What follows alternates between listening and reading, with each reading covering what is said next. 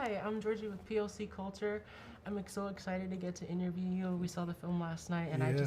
I loved it. I couldn't stop thinking about it all night. Oh, I appreciate that. One of the things I've been wondering was inspirations from your real life in creating the Reyes family and their dynamic. Yeah, 100%. the the event in the Mariscos place, for example, when the sister tells him that his father had a heart attack, and the father wouldn't tell him because why am I gonna bother you? Uh, it's something that did happen to me, and and it was after the fact.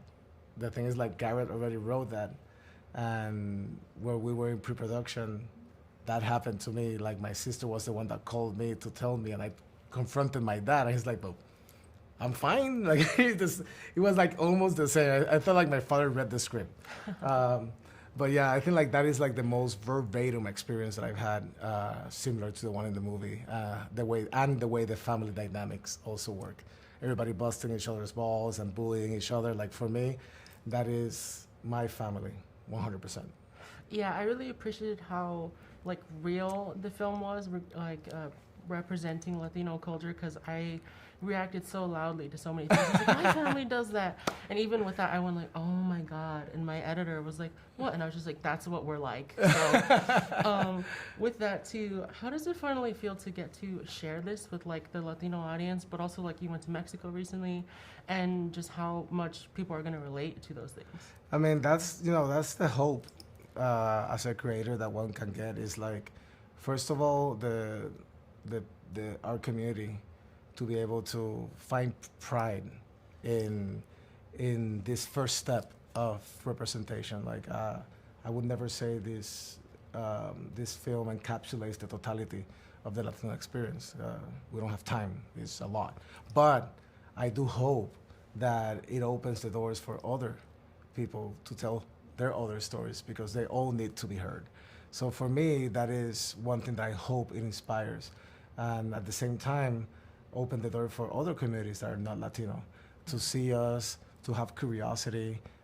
We are warm. We like to let people in. We're hospitable. It's like, we don't bite. We're here to let you in the same way that his families are letting us in. Yeah, I love that. And I also wanted to ask you about influences on you, because I noticed like a few video game references, as I'm a gamer myself, I love that.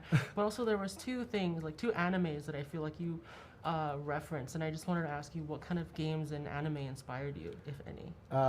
Tell me which animes. I feel like there was like a Dragon Ball Z, and then a Bleach reference, Mm-hmm. and then the get over here. Yeah, And- yeah. Well, definitely. We also based a lot on the energy of the city. Akira kind of like helped us a little bit with the new Neo Tokyo approach. Yeah. But we also had a lot of fun referencing a lot of movies, even within our posters, movies that we grow up watching. We have literal references in the movie like Kronos, Macario. We also have the Mortal Kombat reference that you mentioned, but also one of the combos of Injustice 2 Okay. is part of the movie. So we took from that. We also took from Young Justice, like the staples and all that energy. So there's one that I don't know if you caught it, but when he's protecting the family, that Kaya deploys a gun. He says, no killing. Yeah. That gun is the BFG from Fifth Element. Okay. That's awesome. And then there's like a Final Fantasy, the Buster Sword, all that stuff. So Yeah.